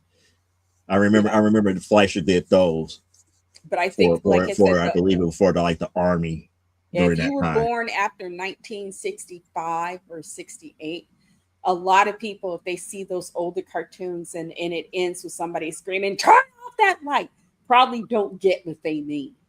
And I Exactly. didn't get it because I was watching, and I was at my maternal grandmother's, and I didn't quite get the joke, and she explained it to me, what that was about, and how they used to have the guys who would go through not just here but also in England and other places, where they each neighborhood had a guy To make who was certain that appointed to make sure that at a certain time of night all the lights went out, um and whatnot. And so, but at the because it's like, as a child in the 60s, and you're seeing that, and it's like, okay, I get everything but that last joke. And then, to have an adult go, "This is why this was funny," or "This is why they did this at the time." And it's like, oh, okay. And then it was like, okay, now I get it. Now it makes sense. But for those of you who are like, if you ever see a classic bunny cartoon and somebody screams, "Turn out that light" at the end, it's because they had people that were there and that was their job. And if you left the lights on, you get bombed. What's the belief? So, now I just when you well, explain, like I said, if you have to explain the joke, you ruin it. yeah, it's like you have to understand what happened. I think it was like during World War II, It was during World War II. World War II, and the whole, if I remember the legend correctly, about the sky witches. Oh, that's Russia. That's why the Russian front. That's why going to the Russian front was such a horror for the Nazis, because of, and I think I explained this, the night witches. I think we talked about this Hmm. before. The night witches, these girls as young as 14 up to about 19 years old, in Crop dusters. That's what crop fucked up. dusters at best. If they And saw light, that was your ass. Well, that was just it. These girls didn't care about the lights. All they were just given, they were given specific, they would be given specific areas Hmm. to target, and they would get so long, and they would come down to cruising speed, turn off their engines, and then once they knew they were over a specific area, they would drop, and they started calling these girls "das Nacht." It's "das Nacht" something. I forget what the word which was. Um, but you would hear the scream of the bomb coming down on you, and their planes, because they couldn't turn their engines on until they had dropped their load. And they didn't. This was not a fighter jet where it had the thing where you load the thing and it just opens up and it drops. No, these girls had these bombs in the cockpits with them. So they literally had to get to a point where their planes were coming down. They would grab these things, pop them out, and then room start back up. And they never knew, they never struck at the same time every night. These girls were heroes, but they made the Russian front a horror, which is why if you've ever seen an old Hogan's Hero episode, and Colonel Klinger would be threatening Schultz with a trip to the Russian front, and you would see that look of horror on his face. That's what they were afraid of. They were the witches. They called them witches because they said these women could not be human. They didn't know these were 14-year-old girls as young as 14 and as old as maybe 19, who learned to fly just so that they could do this. And these girls, and a lot of them died, but these girls the Germans, it was as much psychological as it was physical, because you never know when these girls would show up, and you never knew your unit was the one that was going to get taken out. And that's history for tonight. Yeah, our version of hysteria. and they except we do not have a misinformation. Yeah, but it was one of those things where I have seen footage of soldiers who were stationed there talking about what that was like, that where they were stationed and you didn't know. They would come because they were told to they couldn't put their lights on because that would make them immediate targets. And yet somehow, that's also why they called them witches, because somehow these young women always knew how to find them. And they always knew how to get. And not knowing, these girls were just approximating it. They were given maps and said, "Oh, this," and they had no escorts. They had no escorts or anything. If they were shot down behind enemy lines, they had no one to help get them out. If they survived the crash, they were on their own. So these and the fact that we as a nation didn't know who these girls were. Whatever you think of Soviet Russia, before the Cold War, they were an ally. They were an ally. And Russia was holding down their front, which made it more possible for D-Day and whatnot, because they were wearing down the Germans on that front. They were wearing a shit out of Germany. And you had men who would hear tales of the Russian front who were trying to figure out how to get the hell to Switzerland, because they did not. That was someplace they did not want to go. And you had a lot of men who, if they survived that first couple of bombings, they deserted, because they would rather be known as cowards than dead, because they started bringing fear makes you, when you don't, the unknown will destroy your mind. And they didn't know that these were women, little girls basically doing this to them.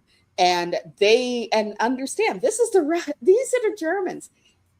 The guys, the brothers, in the back, they have the brothers Grimm tales. They're making up all sorts of stories about if these women bomb you and you die, their minds were just making up all things. They were losing it. So, it was an interesting. It was an interesting time. Yeah, it was an interesting time. But now it's time for something that I need to go ahead and do here. We got to do the 2 books and call it a night. Yes, because I was going to stay up to watch my show, but I got to go to bed.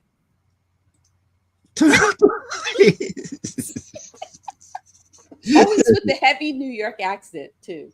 Yep. Always with the heavy New York accent. So, as promised, we are going to finish up the Fire and Ice when Hell freezes over. We got issue 5 and 6. Ooh. 5 and 6 to take care of tonight here. And to be quite honest, I would save that comment for later. But I'm going to skip over. I want to skip over a lot of what was going on in Smallville because what was going on in Smallville had nothing to do with the main story. It was just Aw. it's really filler. Oh, And like I okay. said, I explain why at the very end. At the very end, when we get past issue number 6 here, but we're going to go right back into what's going on with Tora and Beatrice while they're in hell. So pretty much, Etrigan shows Beatrice what exactly was happening with Tora and whether or not she was willing to make the deal to save her mom and everything. So Etrigan, being the demon that he is, he's kind of like, well, it's no longer up to you anymore. It's more along the lines. It's like, did she make the decision? If she said yes, you're taking her spot and all this other stuff. So, Oh she's no. up here. It's like, well, she couldn't have this, that, and the other, blah, blah, blah, blah. I know that she missed her mother, but I had nobody. She's like the only family that I ever had, blah, blah, blah, blah, blah, blah. It's like, we find more about Beatrice and everything. So,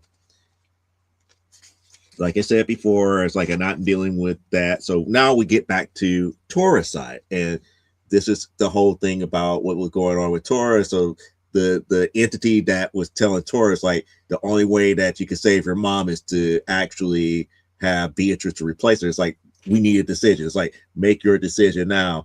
Make your decision now. This, that, and the other. It's like we need a choice from you. And she's just up here. It's like when to make her mind, when to make her mind. And she's thinking to herself. It's like everything that was going on. And what makes me more angry is that when we get to a pivotal point about what was going on in hell, they get back to the story that was going on in In Smallville. Smallville, which to me is a minor story. It really didn't fit. And then they really was playing up the Smallville story, and then we get more ads, and then we get back to it. So it's like now before we find out what she decided, Beatrice's like, fine, forget this. Take me to her, this, that, yada, yada, yada, yada. So they fly off and everything. And then, hell, it's like whatever's going on in hell, it's like they're really teeing up on Beatrice about her, The decision life she has to before. make.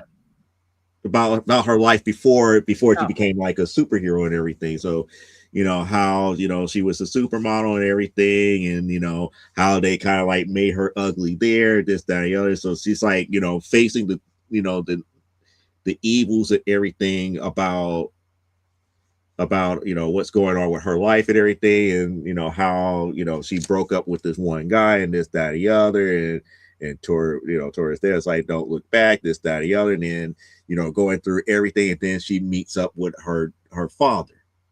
So hell produced a version of her father and everything, and he's like, finally, I'm back to somebody that she was related to, and this, that, and the other, and she was like, she thinks that her actual father was here in hell with her and everything, and she's going through the flashbacks about how she was trained as a fighter and all this other stuff before her powers and stuff have manifested. And she's up here. It's like, well, at least we're together. At least the family is back together. This, that, and the other. I won't let nobody hurt you, type deal. All touchy feely type deals and everything. And then we shift back over, to Tora. Tora's like, fine, I'll give you my answer. And she pretty much tries to put out the flames around her mother and everything. And eventually it's like, well, the one thing that I figure out, you're not my mother. And it turns out to be a lich that was pretending to be her mom and everything. Oh, so it was a setup. It was a setup, yes.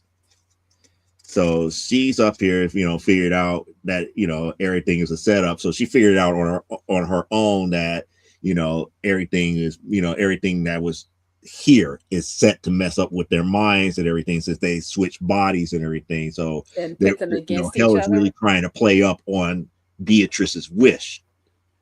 more so than anything else. So at the end of this issue, Beatrice is pretty much like, okay, fine, I guess since there's no other way, I will stay.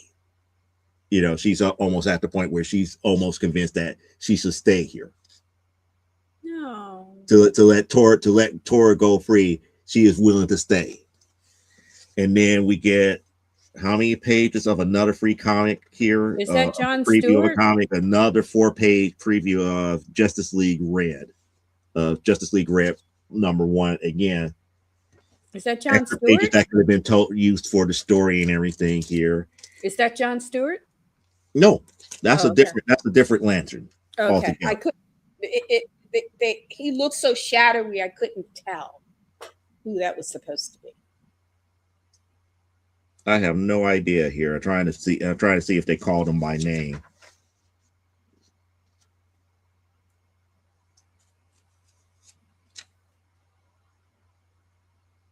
Yeah, since I switched from Cricket to Comcast, I no longer get all those Justice League animated because I lost HBO Max, and they're like, if you want to see this, you have to pay for it now. Yep. So that was the end of that one, which brings us to the last issue of the series. Ooh. So in the last issue number 6, then again, gotta love the Terry Dodson cover. They look so happy. And again, we're skipping about what's happening in Smallville because I could sum up with everything that's happening in Smallville in about 3 sentences. Because turn out those lights. Yeah.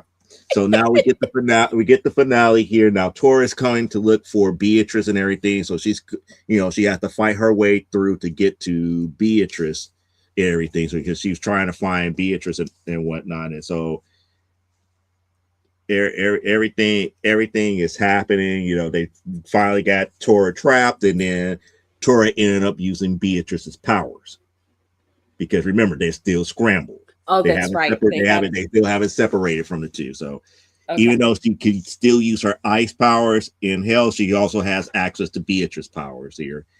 And then we get to more things about Smallville and all this other stuff here. The only thing I like about the Smallville story here is pretty much Martha Kent. Say what you're going to say about Superman's family, but Martha, in the way that they write her in the modern sense, I like what they're doing. So pretty much as Tora is fighting her way, Beatrice is pretty much about to get totally consumed as far as her guilt and everything, and pretty much, hell is really letting her have it. It's like, you're impulsive, you're vain, you're immoral. It's like, Father, please make it stop. This, that, and the other. It's like, nope, they got you. It's like they really messing with her head and everything. And then out of nowhere, here comes the hand that says, like, I'm here, it's time for us to go, and this, that, and the other. And it was Tora. Yay. And Tora was like, no, this place is really geared to mess with your head. None of this stuff is real. Let's go. It's like, we're now back to the way that we need to be. Let's go. We have fulfilled whatever it needed to break this wish and everything here. And this is the part that comes back down to how some of the other people that's in Smallville that dealing with Tora and Beatrice finally comes to, aka Mayor Martha Kent, and they finally had a finalized discussion on everything to the magnitude of what was going on with that story. But like I said, I waited to the very end to talk about the Smallville story. So pretty much they're saying it's pretty much Tora was telling her, it's like, so everything that was going on, with her mother, her father, and all of it was a test to make certain that the reason why they came there to break the wish was pure. It was pretty much pure in what they truly wanted in life. So after everything was said and done, they actually got put back in their proper spots and everything. Etrigan, pretty much it's like, oh, you crashed this, that, and the other. It's like, yeah, you crashed, we crashed because, they finally figured out what was needed to be done. Then we get more of the Smallville story about what was truly in the vault. Everything to that magnitude has nothing to do with anything worthwhile. And then we finally get to where they needed to go, and they finally found who they thought was originally Guy Gardner, who was really not. It was just the Lich again. That was pretty much, keeping them there because of the wish that was made, this, that, and the other, and talked about the ring and blah, blah, blah, blah, blah, blah, blah. And then, after everything was done, it's like, no, it's like, take me, I deserve it, this, that, and the other. And then Beatrice pushes Tori out the way, takes the ring, puts it on, and next thing you know, a crevice opened up under Tori. She starts falling and everything. She's like, okay, fine, if I have to die, I have to die. But nope, not going to happen. Beatrice saves Tora. Everything is back to normal. And then, they fight off whatever was left, and then Etrigan open up the portal, and they come back. Okay, so Etrigan let them go. Yeah. Hey. So now all of a sudden, with everything that was going on at the coffee shop and all this other stuff, they finally come back.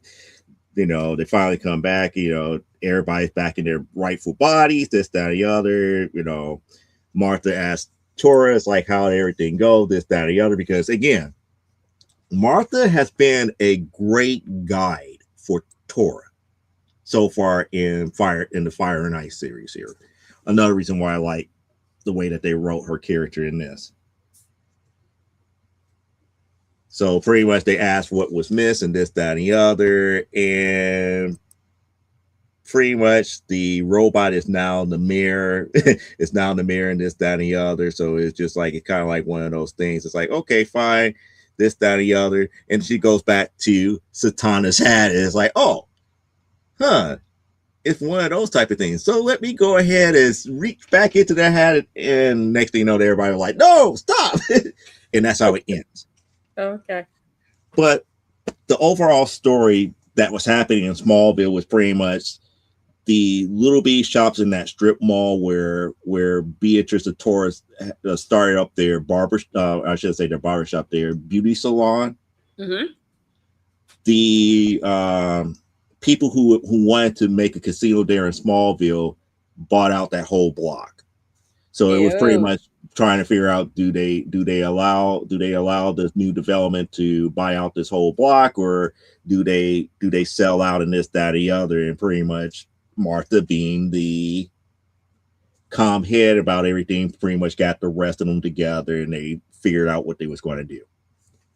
Had nothing to do with the main story about Tora and Beatrice, having their bodies and power switched. Had nothing to do with anything. Had the whole Gorilla Grodd fight had nothing to do with what was going on. All of this was filler. And usually, with that being done, I would be ready to toss the books and be like, oh, this is a bunch of rubbish here. But because of the Adventure in Hell was a good trip within itself, just for the main characters, I was able to separate the filler from the main story and was able to enjoy it. So if you don't care about what was going on with the main cast of that was in Smallville, like in the first series, in the first miniseries, where it was like Fire and Ice, Welcome to Smallville, because the supporting characters played a major role in the bigger story.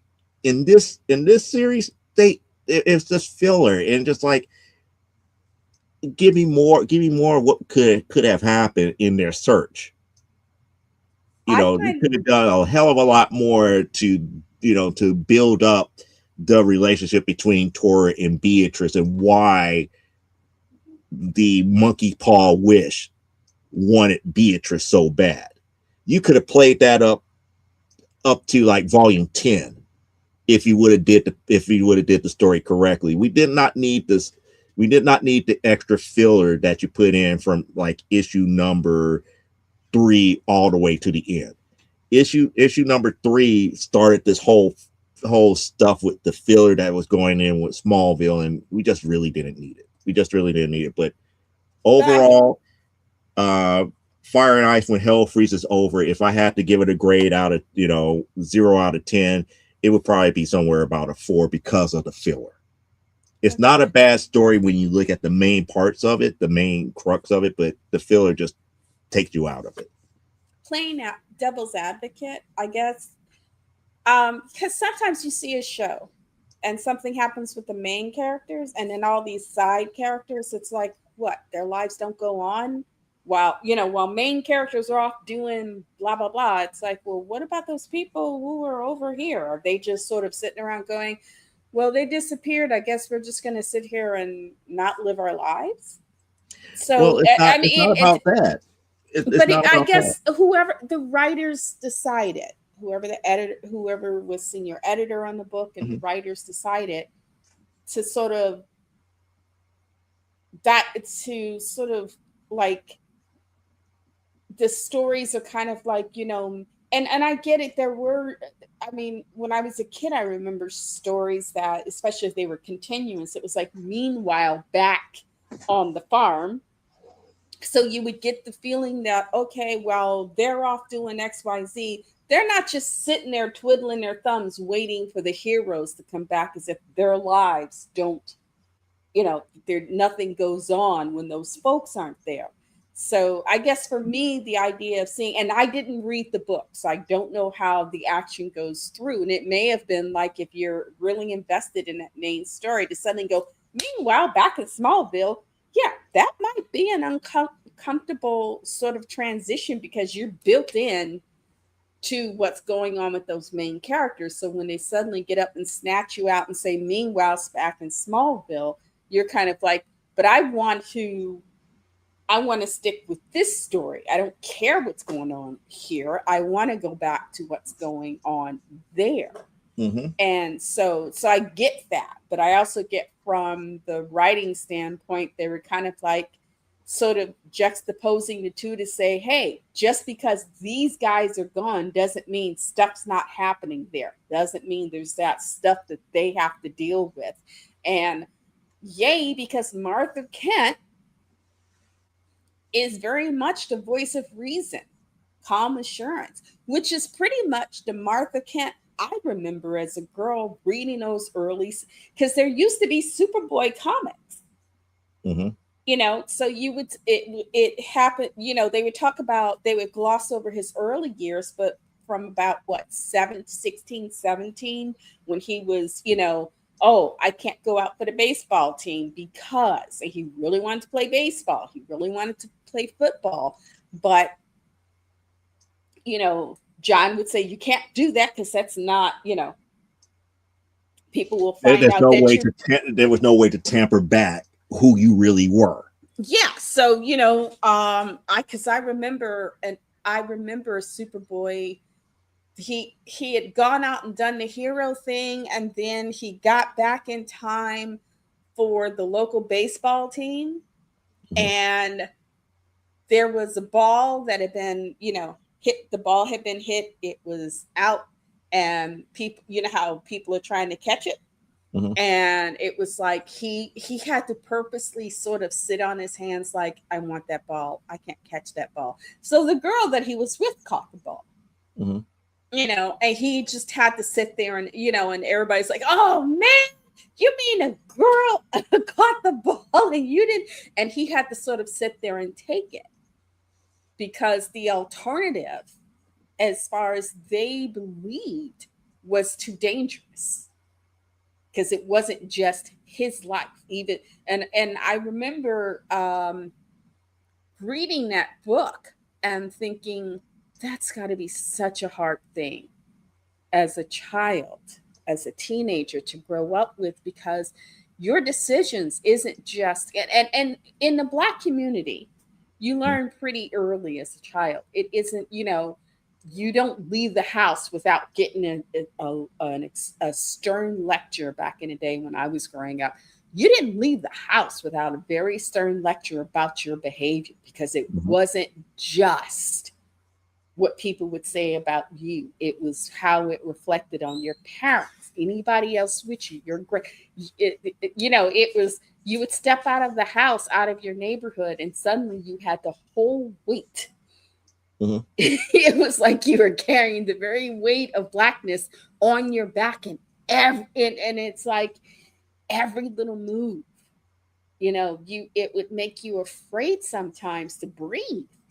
And I remember I sneezed once in a theater and almost like went mental because it was a quiet part of the movie, and Mhm. I sneezed, and the people were like, "Oh my god!" And I just went into this quiet panic, Mhm.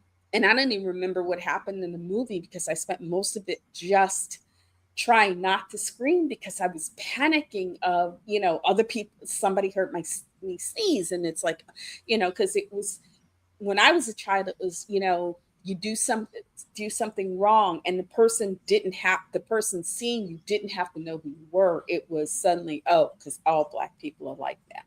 Mhm. We were told act your age, not your skin color. Mhm. Now, I mean, Prince put it act your age, not your shoe size. But when I was a girl, it was act your age, not your skin color. So I kind of understand that you have to be careful, and he has to.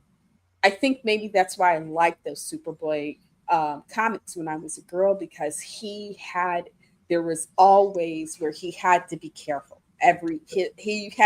He was trying to have a life because he was a kid, Mhm.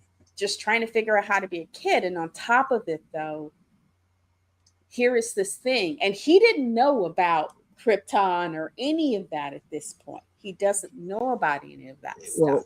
Well, if I remember correctly, Jonathan was kind of like, especially when it came to football, it's like, oh, it's okay. It's like it would have been okay if everything would have been fair. It's like, what do you mean everything is not fair? It's like, think about it. What happens if somebody comes to try to tackle you? How are you going to explain to them how they got broken bones and you just didn't move? Yeah. And but that's what I'm saying. It's like, people was, it's like you have to understand the mindset of a small community, like in in a Smallville. It's like small people town would America. talk. It would put a bullseye not only on you but us as a family to figure out what you really are, and And not we only don't that, want people to know who you are as of yet. but Smallville itself, that understanding that he could be endangering not just the Kents, but also Smallville. So Hmm. he is this young man dealing with just being a young man, but always with this unseen pressure of everything you do. You have to be careful with everything you do because it could set off a catastrophic change of events from which there is no return. And that was the key thing and reason why Jonathan was so much of a true father to him, because it's like, if it really boiled down to it, it's like, yeah, we could toss the baseball around here. It's like I could toss you a few pitches and you could swing for the fences as much as you like, but you can't go out around other people to play football You can't play football. You because can't of play, this, you know. or if somebody found out about that, how are you going to explain it to them? There's no way to truly explain it. Yeah. Now, getting back to what you were saying about the filler, and this is the thing that really pissed me off about this series here. You're correct. The first series, Fire and Ice, Welcome to Smallville, the supporting cast played an integral part of them integrating themselves into Smallville. So the beauty salon, the people who help run their beauty salon, and all this stuff played a factor in the story. Okay. By the time we get to issue 3 in this series, the people who were in Smallville, their part of the story ended once they figured out that they had to go to hell. When they went to Gotham City to go find Jason Blood, it was pretty much understood that the rest of their lives would go on. There was no need to go back to what was going on in Smallville. other than the fact that whoever wrote this did not write this as a pure fire and ice story. Though there was no true interconnection between, hey, we got to go take care of that. You guys do this here. The only thing that they played up on was the simple fact that they left I forgot the name of the character in charge of the beauty salon, and from there they tried to trump up that story in such a way that they brought in Superman to fight Gorilla Grodd because Gorilla Grodd wanted to go see his baby sister, who again is in an asylum in Smallville. People keep forgetting that Welcome to Smallville was not just a town where all these low grade villains was allowed to come back and be reformed, to reform. It was also a place where Superman will bring other lower rated heroes to keep them out of trouble. You know, you are now up under my watchful eye. I know my mom would keep you guys safe and talk some sense into you if you get out of hand.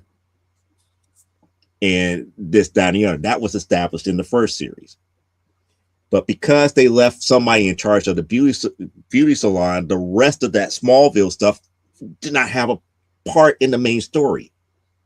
It was filler. It was like, okay, it's time for us to take you away from the main story to show you something more whimsical, to keep the story kind of whimsical. Because the original series was very whimsical. This started to become more serious. And they were trying to keep some of that whimsy from the original series continuing, and to say, hey, just so you know, Smallville isn't sitting here static as if they were frozen in time. Life is going on, things are happening, things are moving forward, maybe not in ways that you want to go. It was a choice that they made in the storytelling.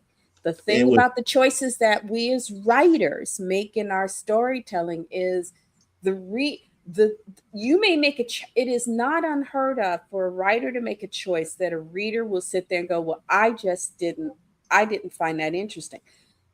For you, however, another reader might see that and go, ooh, I actually liked what was going on in Smallville. Two but different readers, same but story, but that just interpreting it different. but that messes up the end to me. That messes up the end to me. Because remember, the end of the story is like the people in Smallville is like, okay, fine. Well, look at that, the big old hole and everything. They come back and it's like, hey guys, we're back. This, that, and the other, yada yada yada. We're happy that we're back. You guys are back. This, that, and the other. And the first thing that they asked was, what did we miss? That And set up a further issues about flashback. This is everything that happened while you was gone. you don't I have to did see not it need to because see the filler stuff at that point. okay, but it's how they chose to tell the story. It didn't sit well with you as a reader, but there are other readers who are gonna sit there and enjoy it. Is Mm-hmm. all I'm saying. So I see both sides of it. There are things I've read and it's like, geez, I could have done without that. That's unnecessary. I've written things where they're going, well, did you need to do that? And it's like, well, it was the choice I made at the time, you know. Right. And someone at DC, when they wrote this, sat there and looked at the book and said, okay, fine. So it was approved. It was now what you can do, as we both know as comic readers and comic people who've read comics since our childhood, is when folks haven't enjoyed the editorial band of a book, they get back and say, that book sucked. They write letters to the editor and they'll say, hey, you know what, this part of the story, kisses, A plus. This part of the story, maybe we could have did without it, you know? And, and because they don't know how that's the whole point of being a writer. You don't know. It's like a meal. You don't know how well you did until people are sitting down eating it. If they finish the meal, nobody drops dead, and they're all satisfied, yay me. uh, they sit them they finish the meal, you've got one bathroom and they're all fighting to get into it because stuff's shooting out both ends. You screwed the pooch.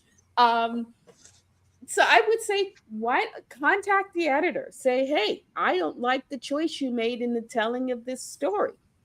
They're not going to reissue the book, no, but at least they'll have somebody getting up and say, you know what, I think you could have did this differently.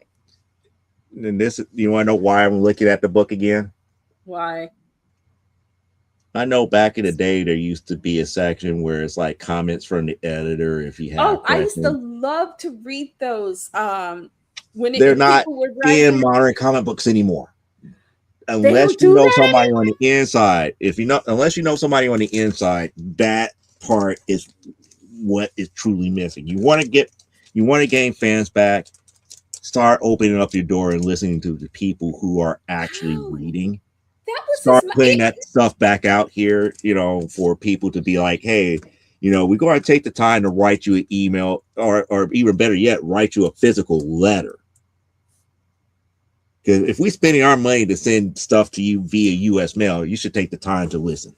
I'm sorry. That's just the way it is. Yeah, it used to be where you would write, the editors. I'm just totally, hold on. I am totally shocked that, and I have not looked at a lot of those old comic books, but one of the things I used to read comics for were the letters to the editor, because people would write and they would ask questions. I actually told Joe Duffy, and she had to go ask another guy, because it's like, I always dreamed that one day I'd write a letter worthy of Stan giving me a no prize. And she had to look and she said, no prize? And the guy next to her was like, because I guess he was listening to the conversation, and goes, yeah, no prize is this thing that we would give out, if you either made a comment that we really liked, or if you pointed out something in storytelling that perhaps we didn't get. Yeah, if they made a mistake in the storytelling and you provided the correct fix for it. Yeah, they would give you. You just couldn't point out something that was bad. You have to also give a fix for it, a legitimate. And a no prize, and you didn't get like a prize, but a no prize was like, we're acknowledging the fact that we biffed it and you caught it, and you caught it correctly. So that was basically your no prize, because you got public recognition. Because and back then they didn't have a problem in admitting that they were wrong. It was something that they also physically gave to you. It was like a certificate and something else that they gave to you here. Oh, okay. And there was an actual no prize comic that actually reviewed some of the bigger corrections that caught caught and the solutions done in story format. Okay. So there was a no prize comic #1 that went back to catch all of those corrections, and they highlighted some of the solutions for it.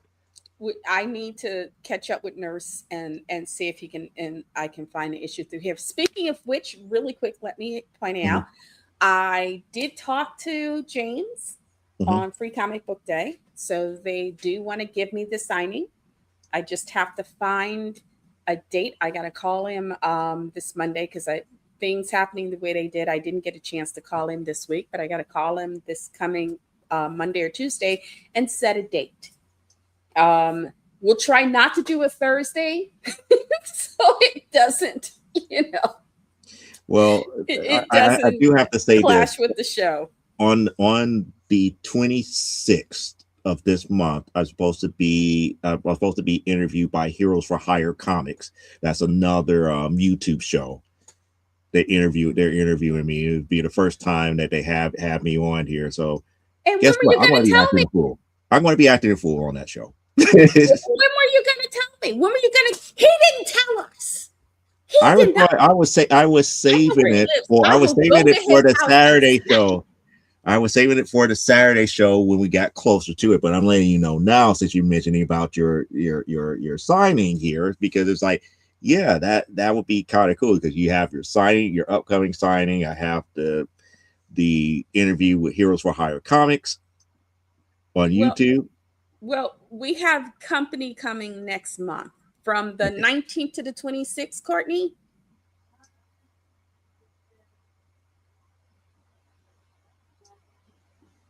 It is 14th to the 19th. Oh, 14th to the 19th. We have a guest coming 14th to the 19th of next month.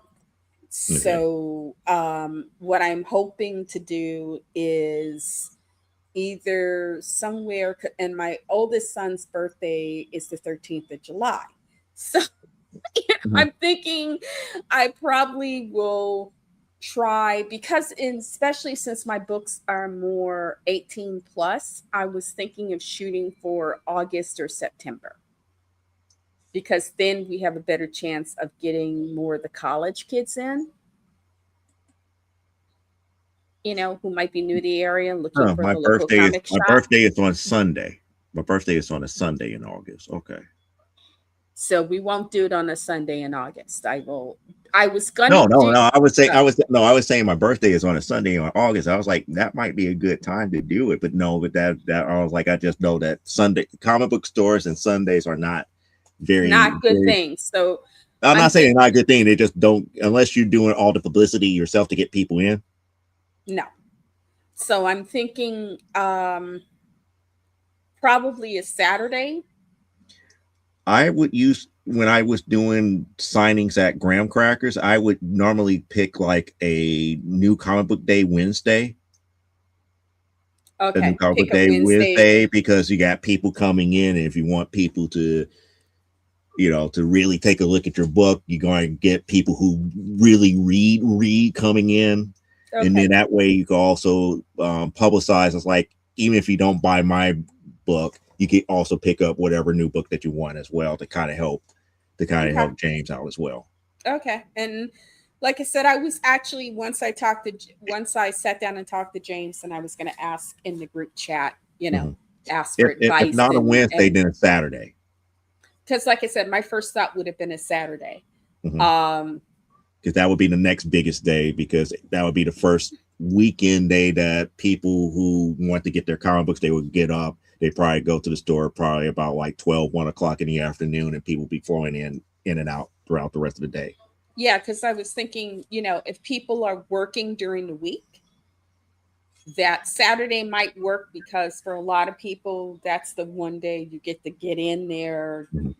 get get your pull list, and then ask what's new, what's going on, what's happening. Um, and I know Saturday is one of his better days, Mhm. so that's why I was thinking Saturday.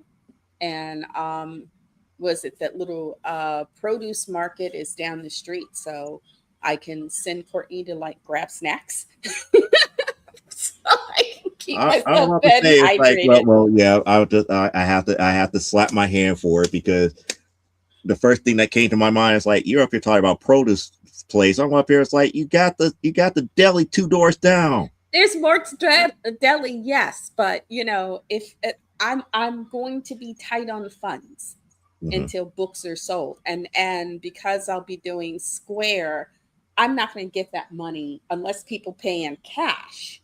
And a Right. lot of people prefer to do cards. I don't like to travel around with cash if I don't have to. So I get that. So I'm not, and I don't want to, depending on when we're done, I don't want to be walking down the streets of any place with a lot of money on me. Right. So I just would, it's like, yeah, I don't see me having money to go, oh yeah, go over to the marts. But once I've got a day, I do expect you to show up, even if it's just to heckle me. I don't heckle. If I show up, I'm going to be promoting the heck out of it, and be like, here's some Amazonia books. Sign these. Get sign these. Make money She off of that. edits. She edits these. Mhm. So yeah, but yeah, so that's where we up to. We are getting ready for, so probably between either later in July, somewhere between late in July and the beginning of September is when I'm thinking of setting it.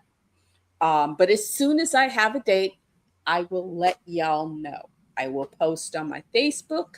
I will post on my YouTube. I, of course, because I can't keep my mouth shut, Yeah, I'll you be talk talking about it about it, here. but we talk about it each and every week until it actually happens. Yeah, no, Why? some Because we want you there. If you're in the Chicagoland area, we want you there. if you're not in Chicagoland area, fly your ass in. Okay, that's all I got. I'm evil. I'm sorry. Yep, It is 9:06, yep. and It's I've got time for you to get somebody some trying food. to reach out to me on Messenger that I need to respond to. Because people don't remember when I say I've got a show that goes on until 9 or 9:30. But anyway, thank you for coming. Thank you for whether you're here with us live, whether you watched us later um, on. We love you. We appreciate you stopping by. We hope we didn't drive you too crazy. We hope you got something out of it. If nothing else, you learned some history. Anyway, I'm Elaine Haygood. My website is lenscaponline.com. If you go to the bottom of that website, there is a, you know, little talk to us thing, a little talk to us widget. Drop me a line. It gets in my email. I read all of that stuff and I do respond. So long as you're not trying to ask me for money, you know, or sell me something I don't want, you know. I would But I would hate to see your response to people asking you for a date. oh, I've had a couple of those. You do not want to you don't want to see those responses. I have got I can be very evil. I can be very, very evil. But anyway, I'm here. I am here at YouTube, Elaine Haygood, and I changed my thingy, so you'll know it's me because you'll see my face. It's me doing the Wolverine thing with an ink pen and a paintbrush, and I forgot what the other thing was because I think it's pencil. But I'm old, and sometimes we get forgetful.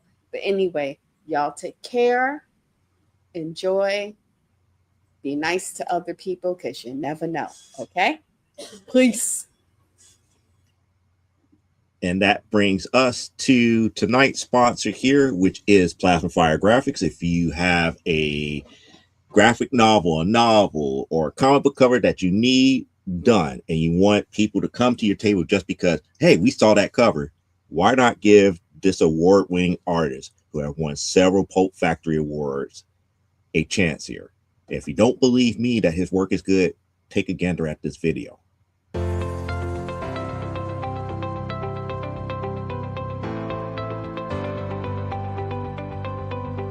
You've worked hard and written a great book.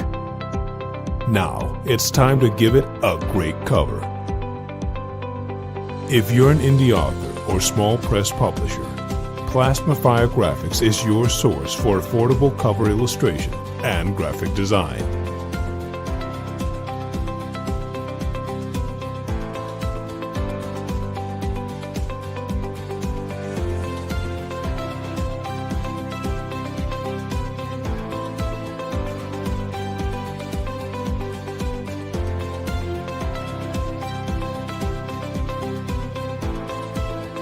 Plasma Fire Graphics, when the look of your book matters to you.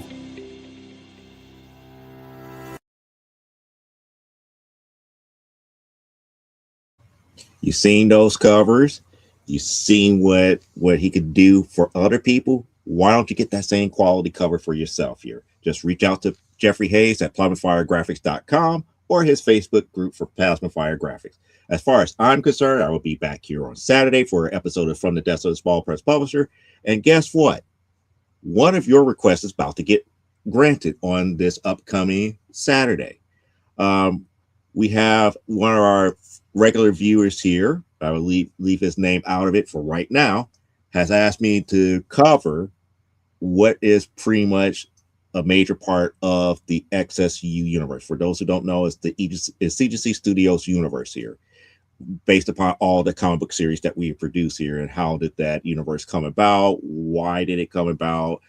Talk more about the characters for like the primetime Saturday night series, the Amazonia series, and stuff to that magnitude. So it's going to be a very big question and answers session here. So if you want to know more about the comic books that we produce here at CGC Studios, this upcoming Saturday would be that best option to get all your questions answered, and we'll go from there.